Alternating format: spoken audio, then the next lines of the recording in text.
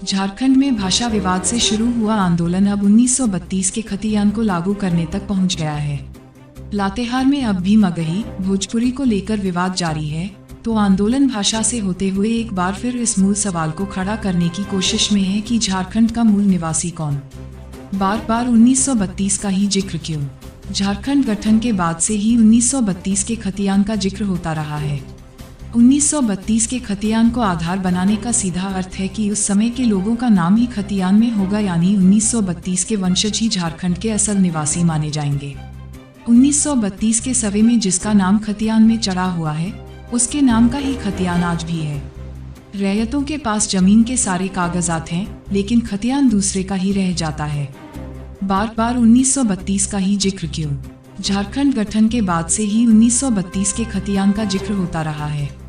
1932 के खतियान को आधार बनाने का सीधा अर्थ है कि उस समय के लोगों का नाम ही खतियान में होगा, यानी 1932 के वंशज ही झारखंड के असल निवासी माने जाएंगे।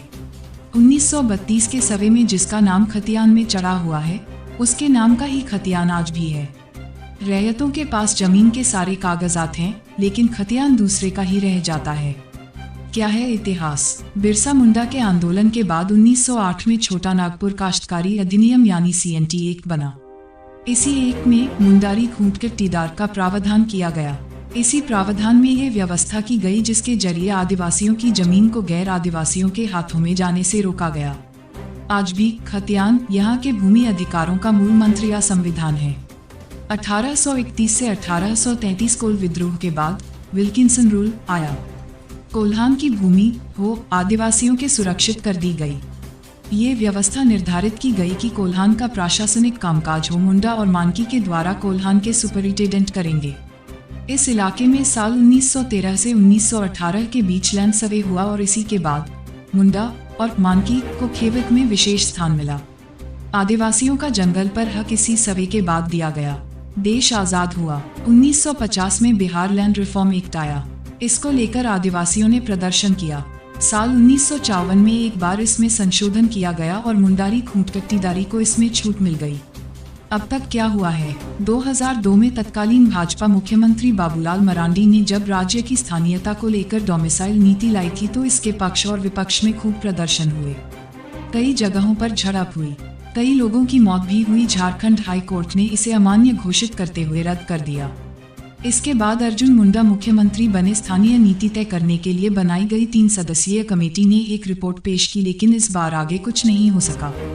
साल 2014 जब रघुवर दास सत्ता में आए, तो रघुवर सरकार ने 2018 में राज्य की स्थानीयता की नीति घोषित कर दी, जिसमें 1985 के समय से राज्य में रहने वाले सभी लोगों को स्थानीय माना गया। 1932 खतियान पर क्या है सरकार का रवैया? झारखंड मुक्ति मोर्चा की सरकार बनते ही 1932 के खतियान के आधार पर स्थानीय नीति की बात होने लगी। नेताओं ने भी बढ़ चढ़कर बयान दिया।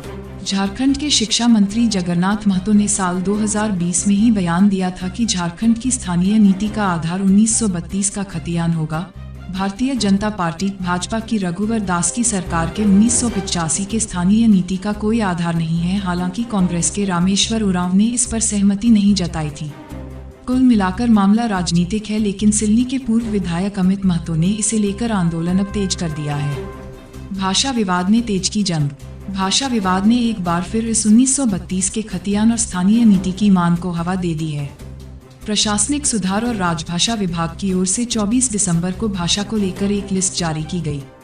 झारखंड राज्य कर्मचारी चयन आयोग JSSC की ओर से मैट्रिक और इंटर स्तर पर होने वाली प्रतियोगिता परीक्षाओं के लिए जनजातीय के साथ ही क्षेत्रीय भाषाओं को भी जगह दी गई।